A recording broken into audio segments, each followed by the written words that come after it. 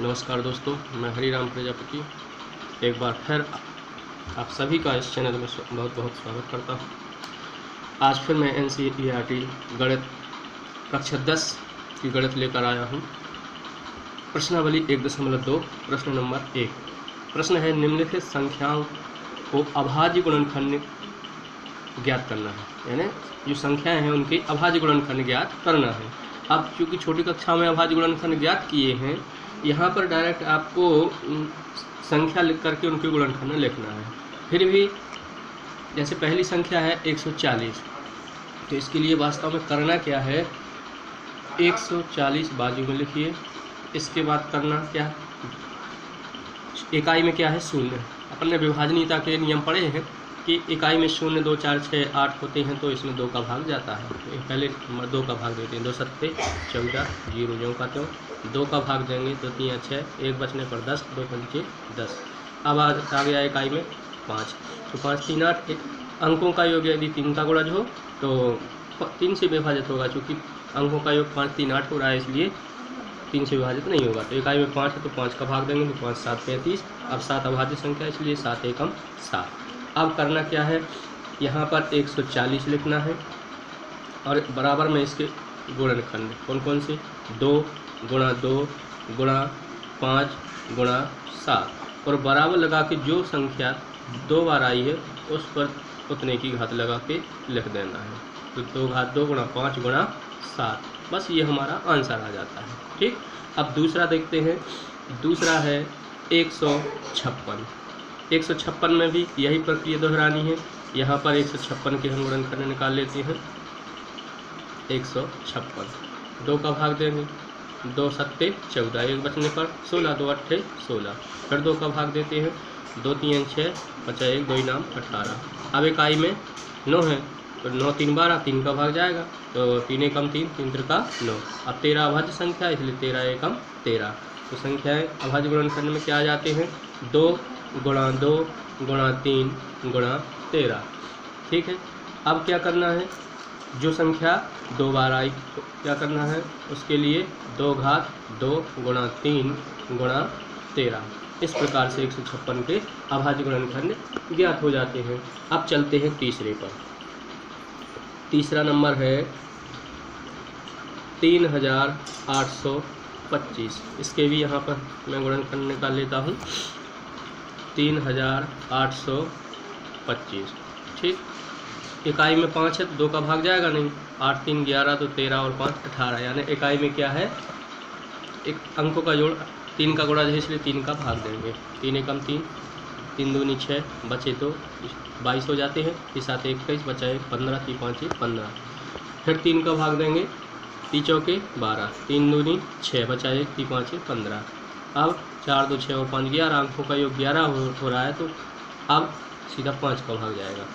5 अट्ठे 40, बचे 2, 5 25। फिर 5 का भाग देते हैं तो 17 बार जाएगा, तो 17 पंचे 85। अब 17 अभाज्य संख्या है तो 17 एकम 17। यहाँ पर साल में लिख के क्या करना है, 3825 बराबर ये जो गुणनखंड है 3 गुणा 3 गुणा 3 गुणा 3 गुणा 5 गुणा 5 और गुणा 17। ठीक, अब बराबर लगा क्या करना, 3 घात 2 गुणा 5 घात 2 और गुणा 17। इस प्रकार से 3825 के अभाज्य गुणनखंड ज्ञात हो जाते हैं। ठीक, अब चलते हैं चौथे नंबर पर। इसी का चौथा है 5005। ठीक है, अब 5005 के भी इसी प्रकार हमें गुणनखंड निकाल लेने हैं। तो 5005 ये रफ्तार भी कर सकते हैं और फेयर में भी वहीं पर भी कर सकते हैं। ठीक, इकाई में अंक का योग करते हैं, 5 और 5 10, तो 5 का भाग तो 3 का भाग जाएगा नहीं।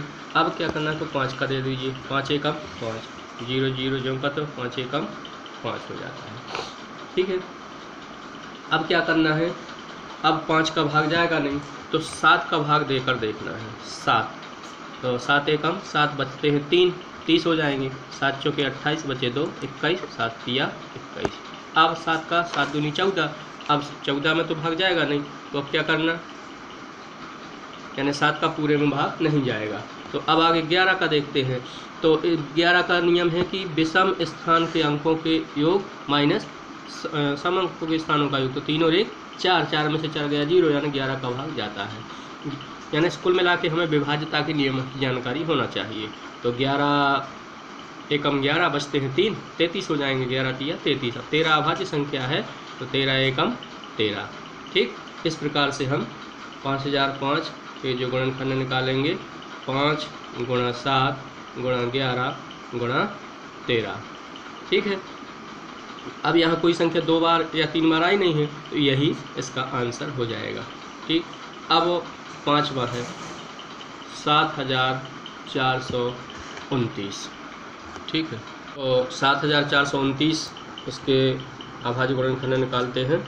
तो इसके अभाज्य गुणनखंड में देखो ये इकाई अंकों का, चूँकि 2 का भाग जाएगा नहीं, 5 का भाग जाएगा नहीं, क्योंकि इकाई में 5 नहीं है, तो अंकों का जोड़ करते हैं। 9 और 2 11, 4 15 और 7 22। 22 में 3 का भाग नहीं जाएगा। अब 7 का, 7 एकम 7, लेकिन अब 4 में जाएगा नहीं तो भाग नास्ती होने लगेगा। तो 42 में 7 7 6 42। अब चूँकि 9 में नहीं जाएगा, अब चलते हैं 11 पर।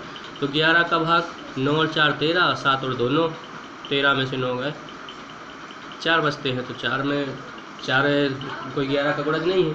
तो अब चलते हैं 13 पर। तो कुल मिला के हमें समय बर्बाद ना करते हुए सीधे 17 बार 17 का भाग देना है। यानी आप नियम का प्रयोग करते रहिए तो पता चल जाएगा कि कितने का भाग जाता है। तो 17 चौके 68 बचते हैं 6। ठीक, फिर 17 × 51 बचेंगे 11, तो 17 7 119।